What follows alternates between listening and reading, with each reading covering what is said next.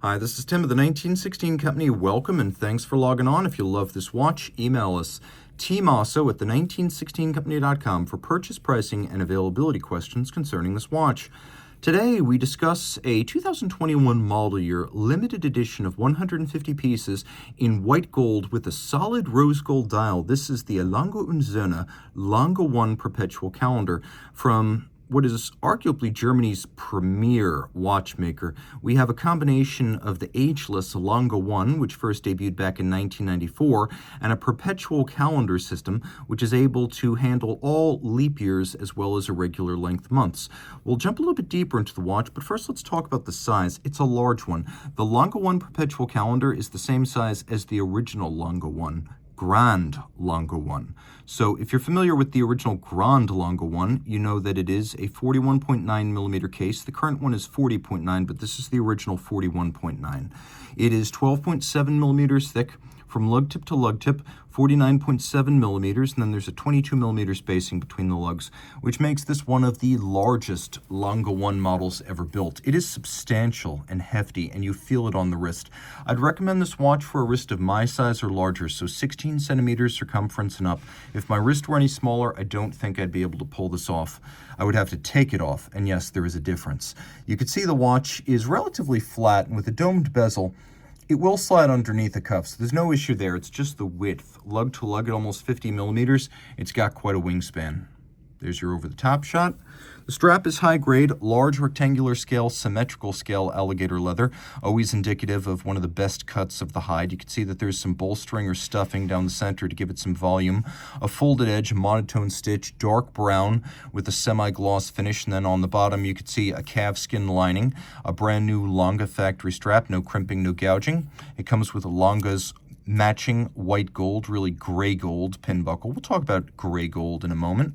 But first, let's talk about two of the unique features here. You can see Brogioli makes this, BRO, that's what that means. Lange doesn't make cases, clasps, and bracelets. The strap sits inside the buckle because it has an elevated bridge. So you see how the strap sits in the buckle when it's on your wrist rather than stacking up and adding height.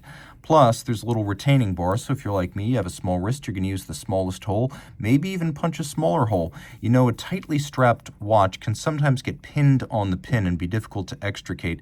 That little bar inside the pin buckle prevents the strap from sliding all the way down to the base of the pin and forcing you to yank it off your wrist. This is designed for easy removable. That's what that little bar is.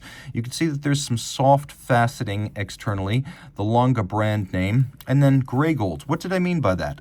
I mean the best kind of white gold, the kind that never needs to be rhodium plated and which is the same color all the way through. It's an 18 karat white gold, is used by Rolex, Grubel Forsey, De Bethune, and many, many, many others. Jaeger-LeCoultre, Lange Söhne. In general, very few companies still use rhodium-plated white gold, though it is out there. The case is very simple. It's the Lange 1 as we first saw it back in 1994 when the first 4 Lange models were debuted in the Dresden Castle. And you can see that the stepped lugs, which were part of the original aesthetic imagined by company co-founder Günter Blümlein, they're still here. He wanted something that would set a Lange watch apart from other watches.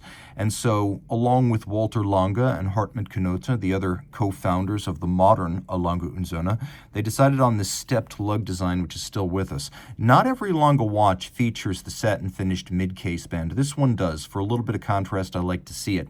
There is a pusher adjuster, more or less adjacent to the, I would say, roughly 8 o'clock station on the dial, maybe 7:45. But when you push this trigger, it adjusts all of the indications of the calendar in sync. So the date, the day, the moon, the month, even the leap year cycle. Let's say the watch stops and you fall 5 days behind. Well, you push this 5 times and everything moves forward in sync. So for example, you don't need to look up the current phase of the moon. It's a very simple and effective way of resetting a stopped perpetual calendar. Taking a quick look at the dial side, when you see a Lange watch with a rose-colored dial, it means it is literally rose gold. So this is not a salmon-colored dial. This is literally matte-finished solid gold, a disc of rose gold. As a result, it's a fairly hefty watch, heavier even than the solid gold case would imply. And you'll appreciate that even the moonphase disc on a Lange is made of solid gold. It's, I believe, made of 22 karat gold, I want to say.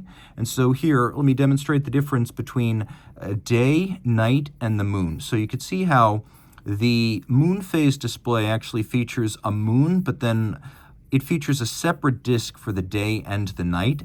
And so one moves in 29.5-day circuits, that's the moon phase, and the other moves in 24-hour circuits, that's the day and the night indicator. So just keep in mind we have 3 separate displays here. We have seconds, and note we have hacking seconds as well. We have seconds, we have AM, PM, and then we have the moon phase. Because this is a perpetual calendar, the calendar doesn't need to be reset until you hit the year 2100. The moon phase is accurate up to 122 years from the time you set it.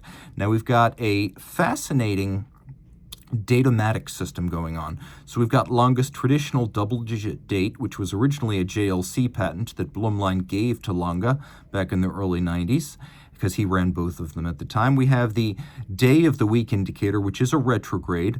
We have an orbital month with the current month down at 6 o'clock. You can see the little white gold triangular index.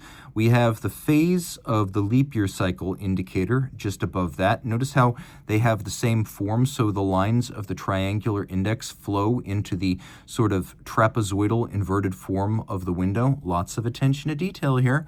We have an azurage or concentric pattern inside the subseconds. All indices, numerals, hands, and the date frame are made of white gold. And I'll demonstrate real quick what happens as you adjust the watch. You can see the retrograding action and the date jump right there. Turning it all over, we have an automatic winding caliber. The first thing you'll notice is that it's beautiful. The second thing you'll notice is that Lange is one of the few brands ever to combine a precious metal rotor with a precious metal mass. So you could see the different finishings, the chiseling, the satination, the beveling on this rotor itself. You could see that is 21 karat gold, and then the mass is platinum. Combining these two is not just opulent and excessive in the best way, but it makes for a more efficient winder. You can see the center of the rotor is mirror finished black polish. You can see that the edges of the bridges, and we have more of them here than on a conventional Lange one. We don't have one big mono bridge over the train and the barrels. So here with more bridges, we have more beveled edges, which I love. That is mirrored anglage. We have streifen or stripes across the bridges laid down by passes of an abrasive wheel. And you could tell that they're the real deal and not stamped, because you can see as I turn it through the light, one edge of the stripe is dark and one edge is bright. That's a sign generally of very good abrasive wheel striping, as opposed to the stamped kind, which has universal shading from stripe to stripe and side to side. It's all the same tone. We have here both polished and fired blue screws, engine turning in at least 2 different sizes. You can see primarily around the edge of the bridges. You could see a black polished, mirror finished swan's neck fine adjustment mechanism. And then a free-hand engraved balance cock. So all of those little details executed by hand, eye coordination, and raw skill with a burin, rather than guided by some sort of a lathe or laser. The bridges and plates are all made of German silver, a nickel copper zinc alloy, previously used on pocket watches, and much of Lange's design and finishing ethic is guided by the look of 19th century Lange pocket watches. And Lange, as a revived brand, only recreated in 1990, wants to impress upon you that it forges as many links as possible to the pre-communist era of East German watchmaking, when a Lange Söhne was a prestigious brand, and so it is again. You can see a mirror-finished cap to the escape wheel. Now let's talk about tech. 5-position adjustment, like a chronometer. That's also the high horology standard, 5-position adjustment. We have a free-sprung balance with eccentric masses on the rim that perform most of the timing adjustments. Yes, there is a swan's neck, but it's only done for very, very fine adjustments. For the most part, this is a very precise and shock-resistant free-sprung system. You'll also appreciate the fact that it's automatic winding with a 50-hour power reserve. All of this pivoting on 63 joules, all of this made in Glashütte in Germany. This movement is a remarkably handsome automatic. Not all automatic movements actually look good. This one does, primarily because the bridges open up much of what's underneath to be viewed. You can also see golden chaton cups holding the pivot jewels. This isn't necessary anymore, but back in the pocket watch era, particularly in the 19th century, the equipment was not always precise enough to press a jewel precisely into a bridge or a plate, so a precision golden chaton cup would be created. The jewel would be pressed into that. It would then be seated in the bridge or the plate using screws to hold it in place. And you can see here we have fired blued screws to hold those golden chaton in place.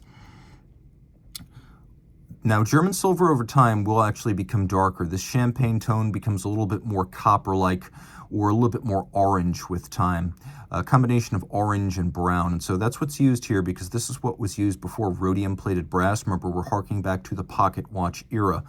And in terms of technical specifications, there's not a whole lot more to mention other than that this is a caliber called L0213, which means it's a Lange movement. 02 is the year work started on it. 1 means it was the first movement started that year, and then 3 means it's the third revision of this movement. And this is all water resistant down to 30 meters. I mentioned that Brogioli made the buckle, and there you can see the maker's mark of Centaur on the case, which is a case maker associated with Audemars Piguet in Switzerland, and they made this case, and that's why there is a Swiss hallmark on a German watch. So the more you know. And again, 30 meters water resistant, so it's a sporty type dress watch, but don't go swimming with it. Reach out to Team Mosso at the 1916company.com for purchase and pricing details.